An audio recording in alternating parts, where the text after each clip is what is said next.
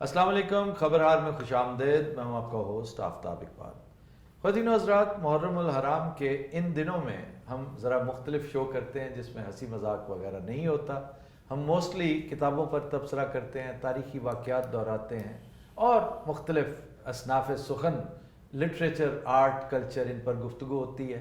आज इस सिलसिले की पहली कड़ी इस्लाम के मौजू पर लिखी गई एक इंतहाई अहम किताब द स्पिरिट ऑफ इस्लाम है, जिसका तर्जुमा रूह इस्लाम के नाम पे हो चुका है।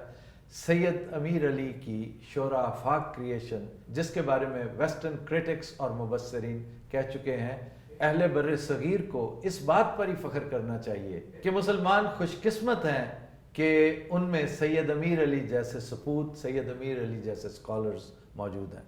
शकील साहब, इस किताब पर ज़रा गुफ्तगू का आगाज़ कीजिए। सबसे पहले तो सैयद अमीर अली की अगर बात करें तो he was such a remarkable person कि उनको उर्दू, अरबी, फ़ारसी और अंग्रेज़ी पर इस दर्जे का अबूर था कि 12 साल की उम्र में उन्होंने एडवर्ड गिबन की जो किताब है the decline and fall of Roman empire, उसका खुलासा पब्लिश कर दिया था। और इसके अलावा भी उनकी बहुत सी बुक्स हैं और उनकी इंटरप्रिटेशन जो है मॉडर्निस्टिक इंटरप्रिटेशन है। और जो एतराज़ात वेस्टर्न जो ओरिएंटलिस्ट हैं उन्होंने जो लगाए इस्लाम पे और पैगम्बर इस्लाम पे, उन सब की उन्होंने नफ़ी की। और कोई उन्होंने वायलेंस का तरीका नहीं अपनाया, कोई पुरतशद्दुद तरीका नहीं अपनाया, लॉजिक से उनका जवाब दिया। इसी वजह से वो एक ब्रिटिश स्कॉलर ने उनकी तारीफ भी की कि मुसलमान खुशकिस्मत हैं कि उनके दरमियान सैयद अमीर अली जैसा एक शख्स मौजूद है। Osborne, yes. तो उनका मतलब यही था, जो आज की जो प्रैक्टिसेस हैं वो ज़रूरी नहीं वो इस्लामी प्रैक्टिसेस हों, और हालात जो हैं वो बदलने से अहकामात भी बदल जाते हैं। सर्कमस्टांसेस आल्टर केसेस अंग्रेज़ी में जिसको कहते हैं।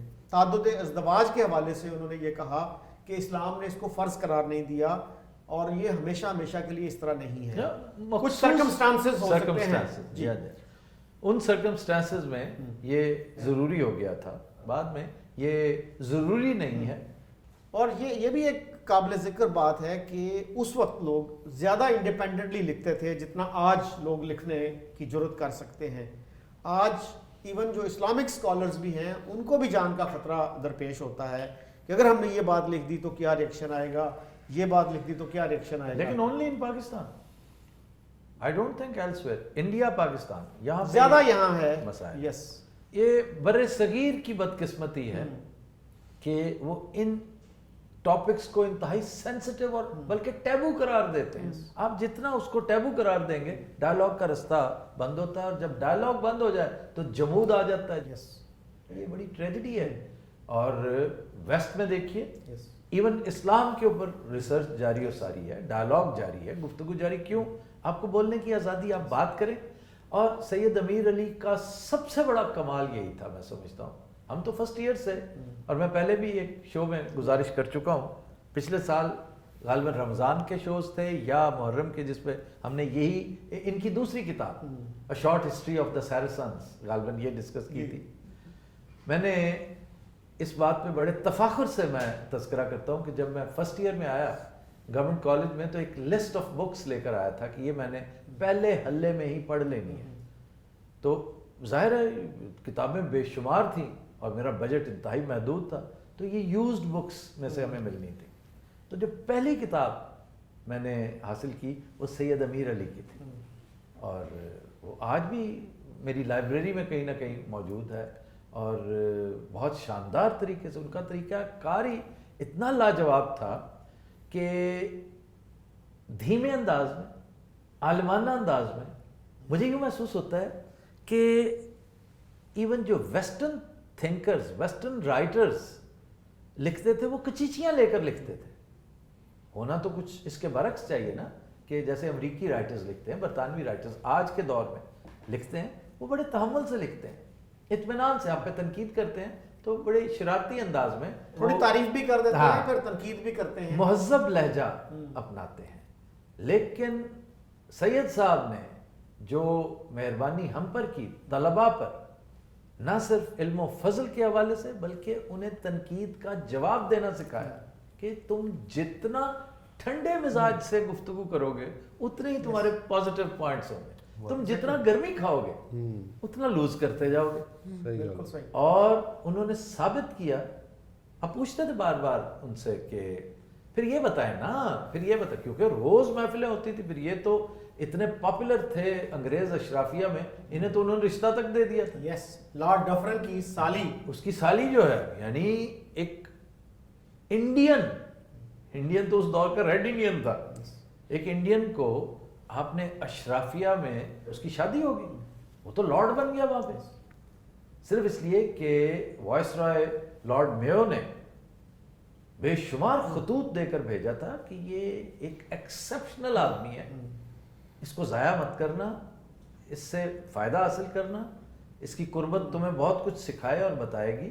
اور خاص طور پر ان کی جو اچیومنٹس ہیں ان میں سر فہرست یہی ہے کہ انہوں نے جو ویسٹرن کرٹکس تھے ایک ایک کر کے بڑی خوش اسلوبی اور خوش مزاجی سے ان کی باتوں کا جواب دیا. لیکن ایک چیز جو مجھے بھول جانی ہے، میں اس کا تذکرہ بھی کر دوں کہ لنڈن کی ایک بڑی اہم مسجد ایسٹ لنڈن ماسک جو آج بھی موجود ہے، اس کا سنگ بنیاد انہوں نے رکھا. کیسے؟ مسلمان اشرافیہ کو اکٹھا کر کے انہوں نے کہا تمہارے پاس تو یہاں مسجد ہی نہیں، تمہیں اس پہ کبھی شرم نہیں آئی، ڈالو پیسے اور بناؤ مسجد. یوں کر کے مسجد بنی، بڑی بات. اور اس کا کریڈٹ ہمیشہ سید امیر علی کو ملتا رہے گا. اب آ جائیں ان کا انداز تخاطب، جو کتاب میں بندہ اڈاپٹ کرتا ہے نا، کسی کا جواب دیتا ہے، تو اس میں انہوں نے جو سائنٹیفک انداز اپنایا نا، میں بعض اوقات سمجھتا ہوں شکیل صاحب یہ تھے تو بہت بڑے جیورسٹ، ماہر قانون تھے، پروفیسر تھے قانون کے، پھر جج رہے کلکتہ ہائی کورٹ کے.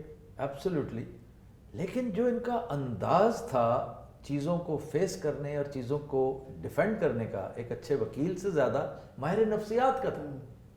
مثلا ایک بحث آ رہی ہے، حملہ آ رہا ہے، ہراول دستہ برٹش رائٹرز کا، یورپین رائٹرز کا، وہ تیر اندازی کر رہا ہے، تو اس کا پہلا جواب انہوں نے دیا کہ آپ جو کچھ کہہ رہے ہیں ٹھیک ہے، بہت اچھا، آپ غلط نہیں کہہ رہے، لیکن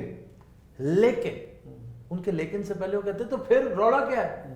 میں یہی عرض کر رہا ہوں، مجھے اجازت تو دیں کہ یہ جو کچھ آپ کا ریئیکشن ہے یہ نیچرل ہے، کیونکہ ہمارے جاہل مورخین نے نبی پاک صلی اللہ علیہ وآلہ وسلم کو ایک بڑا فاتح قرار دینے کی کوشش کی ہے، ایک بہت بڑا بادشاہ بلڈ کرنے کی کوشش کی ہے. نہ وہ سکندر بننا چاہتے تھے اور نہ تھے، نہ جولیس سیزر تھے، نہ اکبر تھے. او بھائی یہ تو دنیا ایک بالکل عام سے لوگ تھے.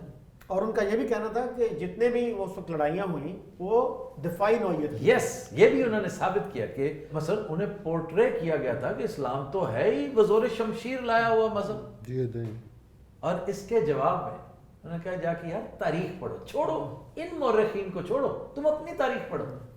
تمہارے بڑے بڑے رائٹرز نے جو کچھ کہہ رکھا ہے تم انہیں دیکھ لو، یا یہ جو سکہ بند مستند مورخین ہیں جنہوں نے گلوریفائی کرنے کی جعلی کوشش نہیں کی نبی پاک صلی اللہ علیہ وسلم کو، وہ جو تھے وہ پورٹرے کیا، وہ تو مجسم صلح جوئی تھے، وہ تو محبت کے علاوہ اگلی بات ہی نہیں کرتے تھے. اور یار غلامی کو دیکھو، ایک چھوٹی سی باریک سی بات لیکن اس کا حسن و جمال دیکھیں کہ یہ جیسے یہ لائن ہے نا، آپ کو نظر آ رہی ہوگی لائن، وہ کہتے ہیں کہ جو ہی کوئی بیرونی غلام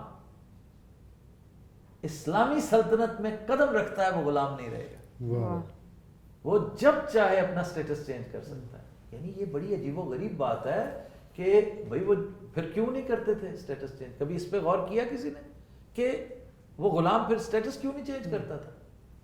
اس کو عادت ہو چکی تھی انتہائی شاندار لائف گزارنے کی، وہ کہیں اور جا کے اسے ملنا تھا وہ سارا کچھ، کہ اگر کسی کو غلام رکھنا ہے تو پھر وہی کچھ کھلانا پڑے گا جو آپ خود کھاتے ہیں.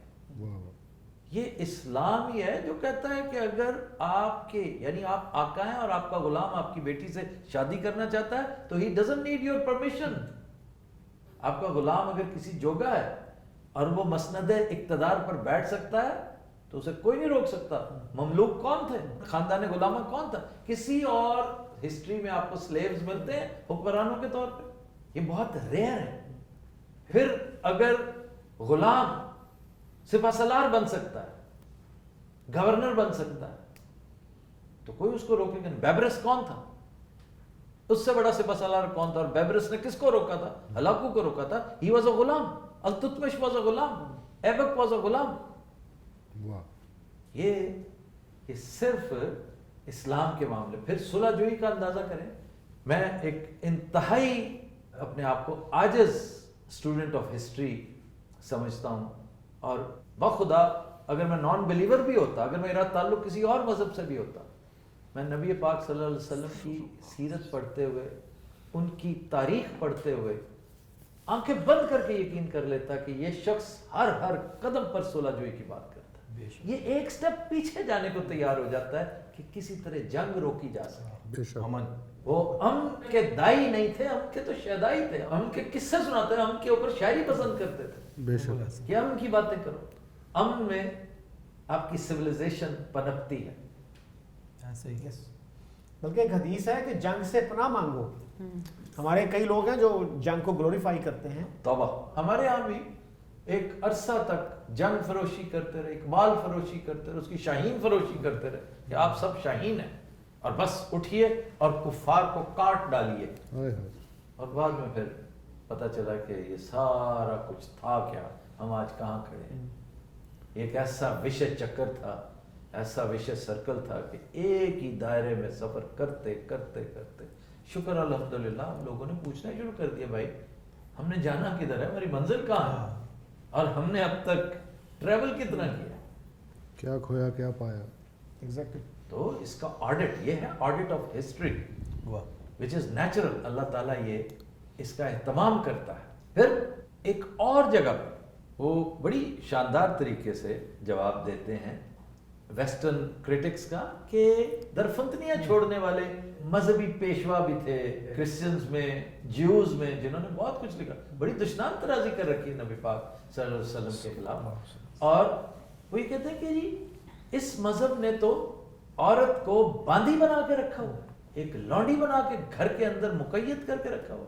اس پر بھی غور کرنے کی ضرورت. یہ پہلی دفعہ ماڈرن اسکالرز میں سید امیر علی نے یہ بات کی تھی کہ پلیز بیٹھو, ٹھنڈے دل سے غور کرو اور پھر تاریخ پڑھ کر گفتگو کرو اس کے اوپر. میں یہیں بیٹھا ہوں, میں حاضر ہوں. تاریخ یہ کہتی ہے کہ نبی پاک صلی اللہ علیہ وآلہ وسلم نے جب پردے کا حکم دیا نا, تو اس کی عین اس وقت, جیسے آپ نے کثرت ازدواج کی بات کی, کہ اس وقت حالات ایسے تھے, بے شمار آپ کے حفاظ اور بے شمار آپ کے مسلمان شہید ہو گئے جنگوں میں, جس کے سبب شادیاں کرنی پڑی.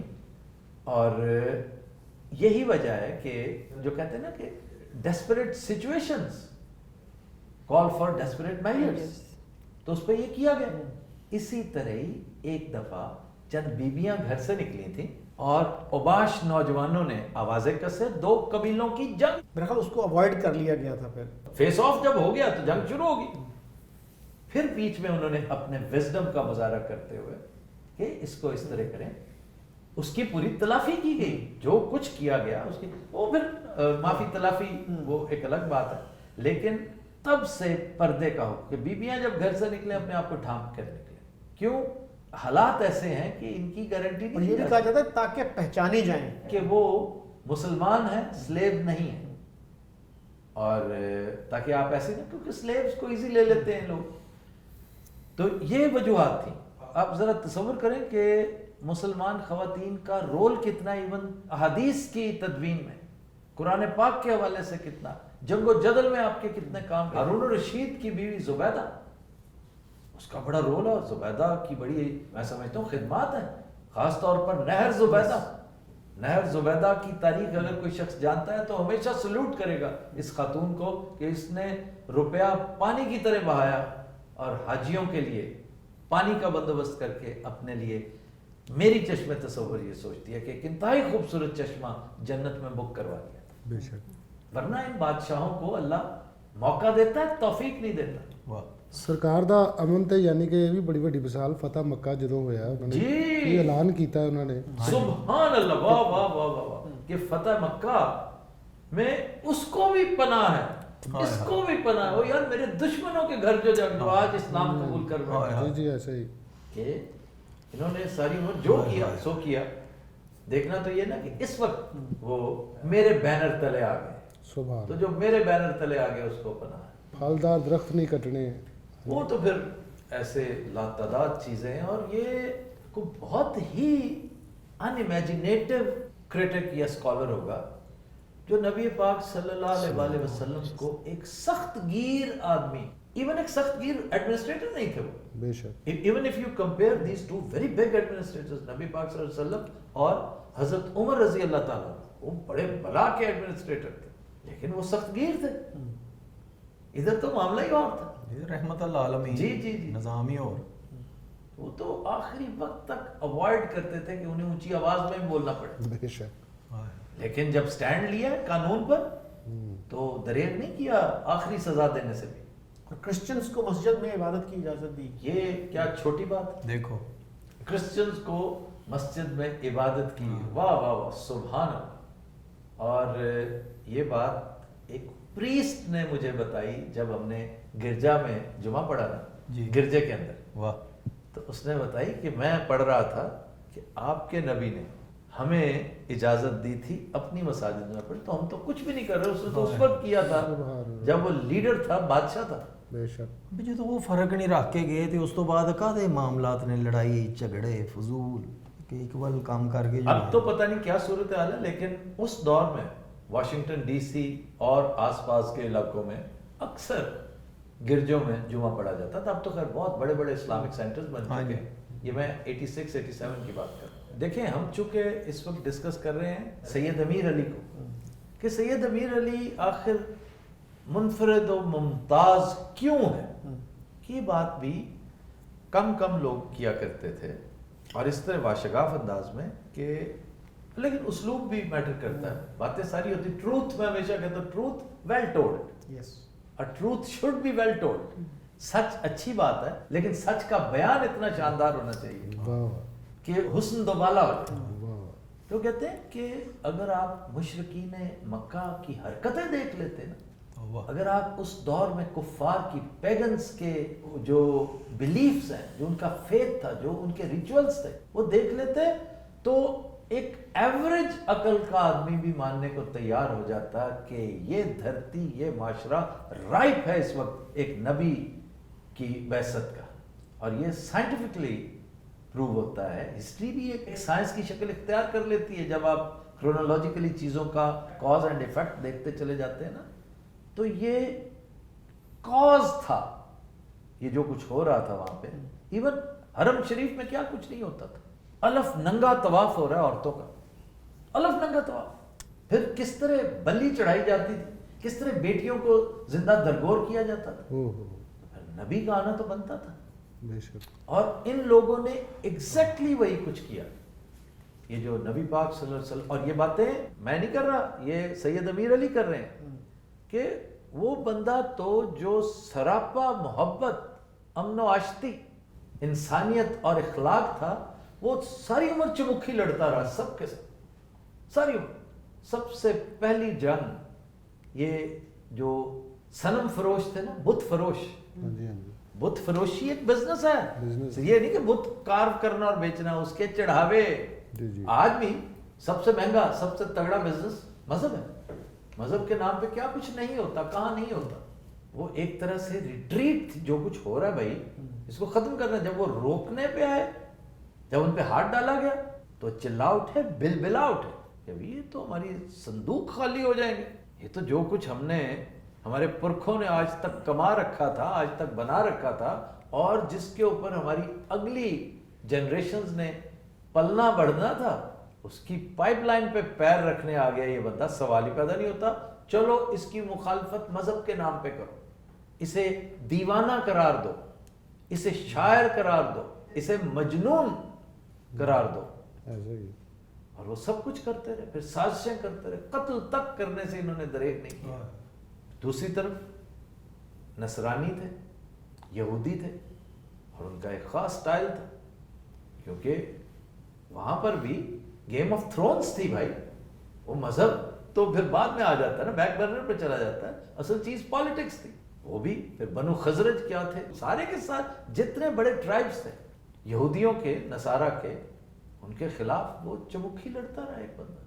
फिर अगर आप कहें कि वो जंगो जदल पसंद करने वाले, सुलह हदैबिया से बड़ी मिसाल वाह वाह कोई और हो सकती है कि जिसके लिए सहाबा कराम ایک طرح سے سراپا احتجاج، لیکن دبا دبا، وہ ان کی جرت نہیں ہوتی تھی کہ نبی پاک صلی اللہ علیہ وسلم کے سامنے پروٹیسٹ کر سکیں، لیکن ایک دبا دبا جیسے بچے اپنے بزرگ کے ساتھ کرتے ہیں، وہ تھا کہ جناب اس طرح تو ہم اپنے ہاتھ پیر کاٹ کے دے دیں گے انہیں. نہیں نہیں نہیں، تمہیں اندازہ ہی نہیں کہ یہ ایک قدم پیچھے ہٹنا تمہیں کہاں لے جائے گا. تو وقت نے ثابت کیا یہ 10 قدم آگے چلے گئے. بے شک. اور صلح حدیبیہ کے اندر دراصل فتح مکہ کے بیج بو دیے گئے تھے، جس میں بریچ کر کے کفار نے اپنا کیس کمزور کیا، موقع فراہم کر دیا. اس دوران انہوں نے وہ تیاریاں کی ٹکا کے، ان کا خیال تھا کہ یہ تو سو رہے ہیں، بیٹھے ہیں، موج کر رہے ہیں. اور جب وہ قافلہ پہنچا وہاں پہ، مصطفیٰ اکاد کی کیا خوبصورت فلم ہے دا میسج. اس میں جب مکہ میں داخل ہو رہا ہے لشکر اسلام کا اور پاگل ہو رہے ہیں لوگ نبی پاک صلی اللہ علیہ وسلم کی جھلک دیکھنے کے لیے. بے شک. کچھ آئے کہ انہوں لڑنا تھا تو ابو سفیان پوچھتا ہے یار ہم کس کے ساتھ لڑ رہے ہیں؟ آہا. Who are we fighting with؟ صحیح ہے. سید امیر علی کی طرف پھر دھیان جاتا ہے کہ پوائنٹ آؤٹ کیا انہوں نے کہ نبی پاک صلی اللہ علیہ وسلم کی تعلیمات ان کے ہر انداز سے ثابت ہوتا تھا کہ یہ جو ابراہیمی دین ہے ان سب میں ایتھکس، عبادات، ریچولز، ممنوعات، ڈوز اینڈ ڈونٹس، یہ سارے مور اور لیس ایک ہیں. اب میثاق مدینہ دیکھیے، چارٹر آف مدینہ. اب چارٹر آف مدینہ پہلا ریٹن کانسٹیٹیوشن تھا. اس کے ایک ایک لفظ پہ، اور میں ایک ادنا سا طالب علم کانسٹیٹیوشنل ہسٹری اور کانسٹیٹیوشن کا بھی ہوں، میں جانتا ہوں کہ اس کے ایک ایک لائن سبحان اللہ، وہ لگتا ہے موتی پروئے ہوئے. پتہ نہیں کتنے بڑے بڑے جورسٹ جو کام نہیں کر سکتے تھے جنبش قلم کر کے انہوں نے وہ مانا. سبحان اللہ. اور یہ بدنصیبی ان کی ہے جو وہ رستہ، وہ روش بھول گئے. ان کی نہیں کہ جنہوں نے کریٹ کرنے میں کوئی کمی بیچی، ایک رتی کی کمی بیچی نہیں تھی. میتھمیٹیکل ایک ایک چیز. اور اگر آپ اس پہ غور کریں تو چارٹر آف مدینہ کافی تھا اگر ہم صرف اسی کو فالو کرتے رہے. یہ ڈیویشنز آئیں بعد میں، دکانداریاں آئیں بعد میں. دکانداری جہاں آئی اس نے اپنے معاملات، اپنے مسائل ہم پر انڈیل دیے. آج بھی ہم اسے فیس کر لیں، یہ بہت بڑی بدقسمتی ہے. شکیل صاحب، سید امیر علی صاحب کا ایرا کیا تھا؟ ان کی پیدائش 1849 کی ہے، اڑیسہ. اس وقت یہ بنگال کا حصہ تھا. ان کی ڈیتھ 1928 میں ہوئی سسیکس میں، اور سرے میں یس ان کی تدفین ہوئی. سرے کس سرے جگہ؟ کاؤنٹی ہے، England, very close to London. یوں سمجھیے کہ لنڈن کے آؤٹر سبربز میں. اور اس میں وہ خاص طور پہ وہ ہل شامل ہے کہ جہاں گاڑی نیچے آنے کی بجائے اوپر جاتی ہے. You know that? ہاں جی ہاں جی. وہ کر کے دکھاتے ہیں جا کے. آئیے ذرا یہ دیکھیے، وہ گریویٹیشنل معاملہ ہوتا ہے. سپیڈ پڑ جاندی گڈی. جیسے وہ وادی جن میں، جن میں بھی ہے، مدینہ سعودیہ میں اس طرح کا معاملہ ہے. آپ کو سرے پیلس یاد آیا؟ آہا. پھر آپ کہیں گے سیاست پہ گفتگو کرتا ہے. کروں تھوڑا سا سرے پیلس؟ نہیں، مجھے آپ اجازت دیں. اچھا جی، سرے پیلس کے اغراض و مقاصد پہ بھی گفتگو کر رہے ہیں. اچھا جی، اگلا پورشن جو ہے نا، چونکہ 10 ابواب ہیں اس کے، جو بقیہ ہے نا ہیں وہ بھی بڑے اہم، لیکن وہ اسلام کا جو عقلی اور شعوری پیغام ہے، فلسافیکل، اس کو ڈیل کرتے ہیں. سیاست کو، لٹریچر کو، ادب کو، معاشرت کو، دلچسپ چیزیں ہیں. اور وہ ان 4 ابواب میں ہیں جو آخری سمجھے جاتے ہیں اور ایکولی امپورٹنٹ. اچھا، میرا ایک سوال ہے. ابھی شکیل صاحب نے بات کی کہ 12 سال کی عمر میں کوئی گبن کا خلاصہ کیسے لکھ سکتا؟ ہاں نہیں، یہ بات بعض اوقات کنٹروورشل لگتی ہیں یہ باتیں کہ 12 سال کی عمر میں، لیکن دیکھیے نا کہ ان کے گھر کا ماحول کیا تھا. علم و فضل در و دیوار سے ٹپکتا تھا. ایک ایک قدم پر آپ کو بڑوں کی مدد جب موجود ہو تو آپ ظاہر انگلی پکڑ کے چلاتا ہے نا ایک باپ بچے کو. تو ایک باپ جو عالم ہو، ایک خاندان جو علماء سے بھرا پڑا ہو، تو کیسے ہو سکتا ہے کہ اس کی تو انگلیاں پکڑنے والے اس کا بازو پکڑ لیں سارے کہ بھی آؤ ہم تمہارے ساتھ ہیں، لکھو کرو، آؤ ہم تمہیں ہیلپ کرتے ہیں. آپ نے دیکھا ہوگا کہ ہماری جنریشن میں ایک بڑی ناانصافی کا ارتکاب ہم خود کرتے ہیں اپنے بچوں کے معاملے میں. ہم انہیں وہ ڈیو شیئر نہیں دیتے, کوالٹی ٹائم کا. وہ کوالٹی ٹائم. اب وہ کوالٹی ٹائم کیا ہے کہ بھئی آپ نے ان کے سامنے رباعیات عمر خیام نہیں پڑھ دی, لیکن جو کام آپ کو آتا ہے اور بہت اچھا آتا ہے وہ تو کمیونیکیٹ کریں. ہو سکتا ہے اگر آپ ایک چھوٹے لیول کے خطاط ہیں, کیلیگرافر ہیں, ہو سکتا ہے وہ کل کو صادقین بن جائے. مثلا میں اپنے بچوں میں میڈیا کی وہ سینس, میڈیا کو جتنا میں جانتا ہوں یا پالیٹکس کو جتنا میں جانتا ہوں, میں وہ کمیونیکیٹ نہیں کر پایا. کچھ تو ایپٹیٹیوڈ ہے میرے بچوں میں, بہت کم ماں سوائے عائشہ کے شاید ہی کوئی ایسا ہو جس کو سیاست کا کوئی ذوق و شوق. اور سیاست تو میرا اوڑھنا بچھونا ہے, کیونکہ سیاست, تاریخ, ادب, فلسفہ یہ آپس میں انٹر ریلیٹڈ, انٹر کنیکٹڈ ہے. یہ آپ ایک کو پڑھتے ہیں نا تو سارے لامحالہ آپ کو پڑھنے پڑتے ہیں. تو میرے سبجیکٹس تھرو آؤٹ یہی تھے. اب کچھ میں نے ایسے بچے بھی دیکھے ہیں جو ہسٹری سے یوں بھاگتے ہیں جیسے میں کیمسٹری سے بھاگتا تھا. تو یہ اپنی جگہ پر یہ معاملہ ہے, لیکن بہت سی چیزیں جو ہماری جنریشن کے لوگ ہیں وہ اپنے بچوں تک کمیونیکیٹ کر سکتے ہیں, لیکن وقت کی قلت آڑے آتی ہے, وہ نہیں کر پاتے. تو 12 سال کی عمر میں یہ عین ممکن ہے کہ اگر ہیلپنگ ہینڈز بہت سارے موجود ہوں تو کچھ بھی ہو سکتا ہے. میں نے بہت چھوٹی عمر کے بچوں کو سوئمنگ پول میں پھینکتے دیکھا ہے پیرنٹس کو. ہاں جی, منتھس کے بچے منتھ, اور وہ سوئم کرتے ہیں. نہیں, وہ جو منتھس والے ہیں وہ تو تجرباتی طور پر آؤٹ آف انسٹنکٹ بچہ تیرتا ہے, وہ تو ہو گیا نا. میں نے 5-5 سال کے بچوں کو 30-30 فٹ گہرے اس میں پھینکتے دیکھا انہوں کہ تمہارا ڈر تو رفع ہو, ڈر رفع ہو گیا تو تم کہاں سے کہاں پہنچ جاؤ گے. یہ ڈر ہوتا ہے جس پر قابو پا لیا انسان نے تو پھر اس کی اگلی منزل ہے تو ایک بار جو دل کی زمین چھو لیتی واہ واہ تو پھر میں اگلا قدم آسمان پر رکھتا. واہ واہ, کیا بات ہے.